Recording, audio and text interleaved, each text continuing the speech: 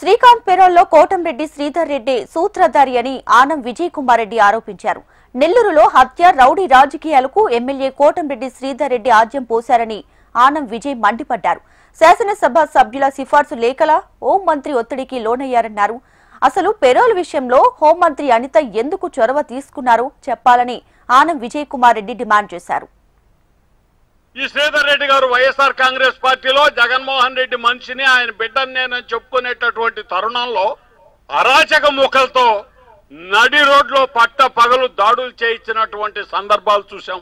ఆ రోజు నుంచి జరిగినటువంటి అంటకాగిన ఈ అరాచక శక్తులతో అంటకాగినటువంటి వ్యక్తి ఎవరైనా ఉన్నారు అంటే వైఎస్ఆర్ పార్టీలో ఉన్నటువంటి అప్పటి శ్రీధర్ రెడ్డి అండి.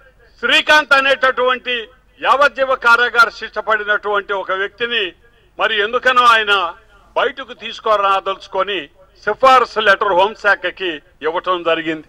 దేనికయ్యా, దేనికి తీసుకురావాలనుకున్నారు? ఇన్ని ఎవరిని కొట్టడానికి, ఎవరిని ఇబ్బంది చేయడానికి? ఎందుకంటే ఈ అలవాట్లన్నీ ఉండేది ఒక ఆయనకే తప్ప ఇంకెవరికి లేవు.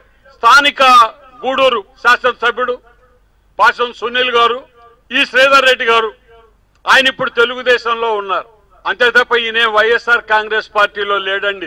ఈ బురద వైఎస్ఆర్ కాంగ్రెస్ పార్టీకి పుయ్యడానికి ఎవరు కూడా పుయ్యించుకోవడానికి కూడా సిద్ధంగా లేవు. హోంమంత్రి ఏ రకంగా ఇచ్చిందో దీనికి ఆమె బాధ్యురాలు, మాకు ఎటువంటి సంబంధం లేదు. మరి ఈ మాట మీద హోంమంత్రి అనిత గారు వివరణ ఇవ్వాల్సినటువంటి పని లేదా అని అడుగుతున్నా. పేరోల్ ఎవరిచ్చారు, ఎవరి వల్ల ఇచ్చారు? శాసనసభ్యుల వల్ల పేరోల్ కనుక రానట్లయితే హోంమంత్రి గారు ఏ విధంగా ఈ పేరోల్ ని రికమెండ్ చేశారు అని అడుగుతున్నాం.